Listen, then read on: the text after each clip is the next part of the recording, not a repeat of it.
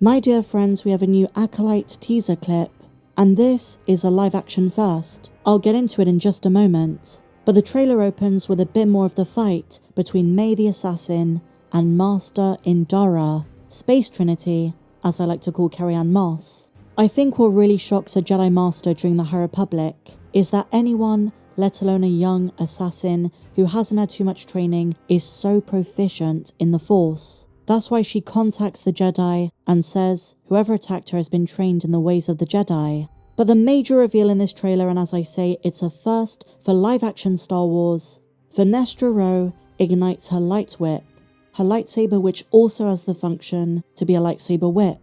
If you've read any High Republic book where it features such as Test of Courage, Out of the Shadows, Mission to Disaster, I have no idea who this is, then you're already familiar with this weapon.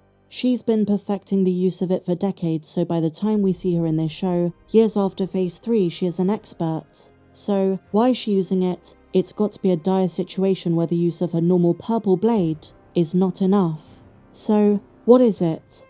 Lightsaber whips are nothing new to the Star Wars universe, but in canon they've not been explored as much as in Legends. Lightsaber whips, or light whips for short, generally functioned on the same principles and mechanics as traditional sabers, emitting a coherent beam of energy that was used as a weapon. Pretty simple, right? Rather than the straight, meter-long blades emitted by your standard lightsaber, light whips, just like the one by Vernestra Rwoh, featured long, flexible blades that often exceeded several meters in length. Instead of one large kyber crystal, they contained multiple, smaller ones, and the plasma in the blade had no cell barriers to keep it straight. This made it a deadly weapon, but it was also a risk to the user unless they knew how to use it properly. And Vernestra was certainly an expert, so don't worry, it's not as if she's going to turn herself into Mary Ellen Stew. You had to have precision and incredible acrobatics with it too.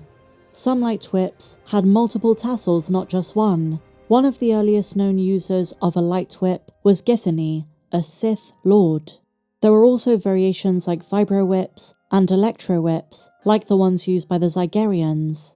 In terms of Vernestra, she constructed her lightsaber before attaining the rank of Jedi Knight. This was while she was the Padawan of Stellan Gios. But when it comes to converting her lightsaber into the whip, this came after she had a Force vision that showed her how to redesign her saber to give it this mode. And so she stayed awake all night until she finished the design. And look closely, if we slow down the trailer just a little bit, you get to see how her normal, regular purple lightsaber turns into the whip on command. And look how much it extends. It's huge.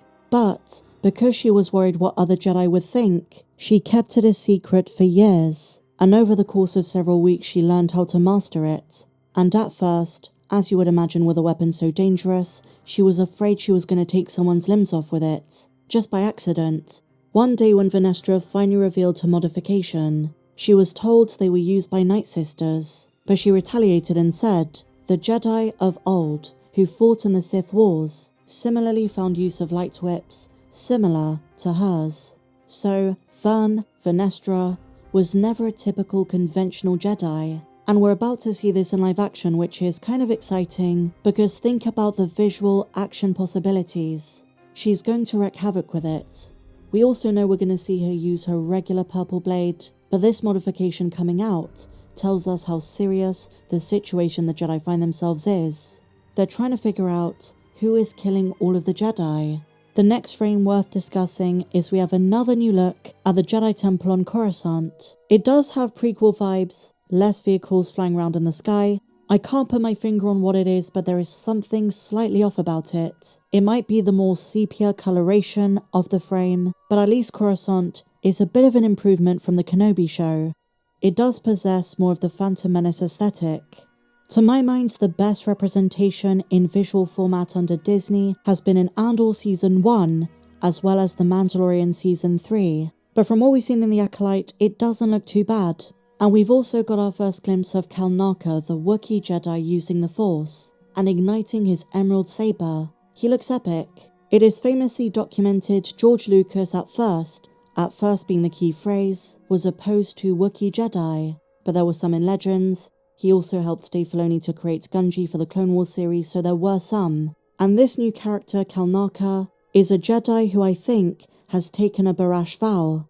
The Star Wars databank mentions he is a loner who lives a solitary life. And we know in canon there is something called the Barash Vow. This was an oath later taken by Jedi Kurak Infila, who at first survived Order 66, because Jedi who chose to live this monkish life refrained from activities of the Jedi Order on Coruscant. They disregarded the relationship between the Jedi and the Republic. They stayed out of all political affairs and didn't concern themselves with anything but the Force itself, spending years in solitude meditating and living a very simple life. So the Jedi calling upon Kelnacca, their colleague in hiding, just like Vernestra Rwoh's light whip, is indicative of how consequential and urgent the predicament they find themselves in is. They need all the help they can get. But what is so interesting is that Kelnacca is fighting a Jedi, the Padawan Torbin. Why would this be happening? Well, remember that Torbin gets possessed by the Witch Coven in one of the trailers. So maybe he is sent to take down the Jedi who are hunting May, who is originally from that Witch Coven. In the form of a hologram held by her former master, we get our first glimpse at what May looked like when she was a Jedi Padawan. They're hunting her down. Master Indara and maybe a couple of others have been killed, and the main bulk of the series is an investigation, one that is going to be full of intrigue and twists and turns, that is going to take a lot of courage from the part of the Jedi. The twin theory, or should I say the leak which has now been confirmed, just keeps getting deeper, but this appears to be the strongest bit of confirmation.